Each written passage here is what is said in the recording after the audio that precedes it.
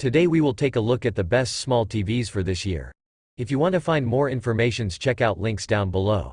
Before we start, make sure you click subscribe button and like this video. Now let's get started. 5. TCL 3 Series. The TCL 3 Series S325 is an entry-level 1080p LED TV with mediocre picture quality. It has a very good contrast ratio but lacks a local dimming feature to deliver a great darkroom performance.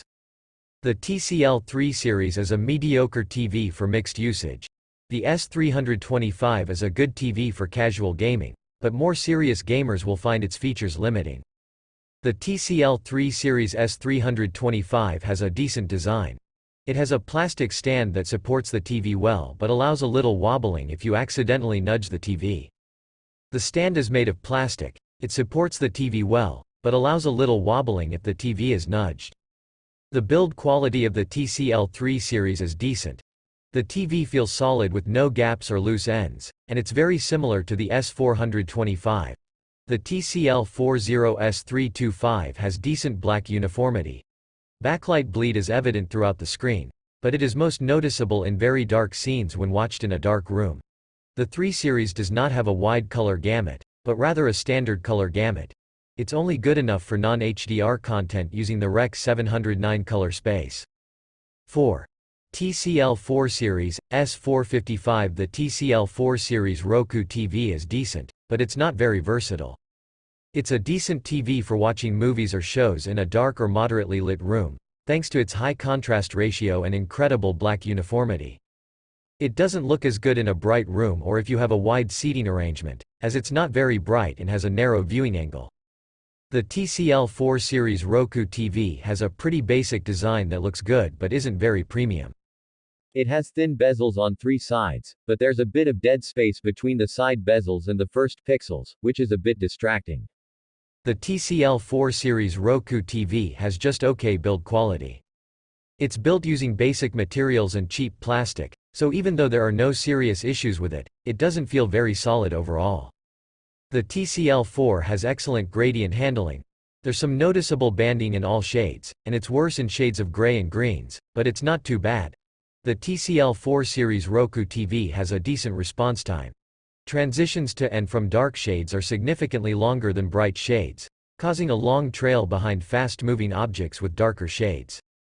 3. Sony X85K. The Sony X85K is a mid-range 4K LED TV. The Sony X85K is good overall. It performs well for watching SDR or HDR movies in dark rooms as it displays deep blacks and has impressive black uniformity, but it doesn't have a local dimming feature to further improve the contrast. The Sony X85K has a simplistic design that's not very premium, but it doesn't look cheap either. The bezels have a textured plastic finish, while the back is matte plastic.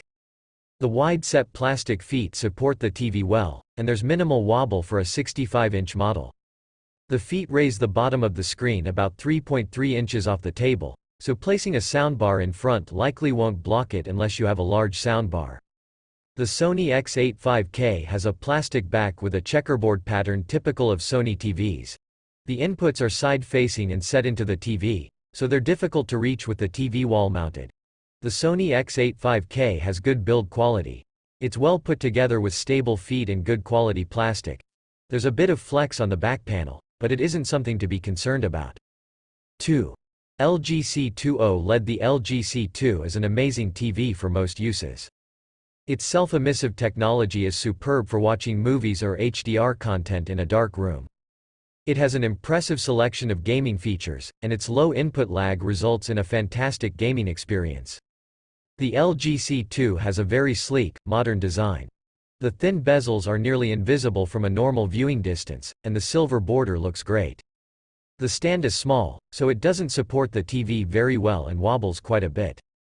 The stand lifts the bottom of the screen about 2 inches above the table, which isn't quite enough to fit most soundbars, so you'll block part of the screen if you have a large soundbar on the same table. The TV is incredibly well built. The materials feel premium, and there's not much flex in the back panel. Since OLED displays use self-emissive pixels instead of a backlight, the LG C2 has a nearly infinite contrast ratio. OLED TVs like this one don't have a backlight, but their self-emissive pixels give them the equivalent of a perfect local dimming feature with no lightning zone transitions. The LG C2 has very good color volume. But despite the increased peak brightness from the LG C1 OLED, colors still aren't as bright as pure white. Its nearly infinite contrast ratio allows it to display dark saturated colors extremely well. It also has an amazing color gamut. 1.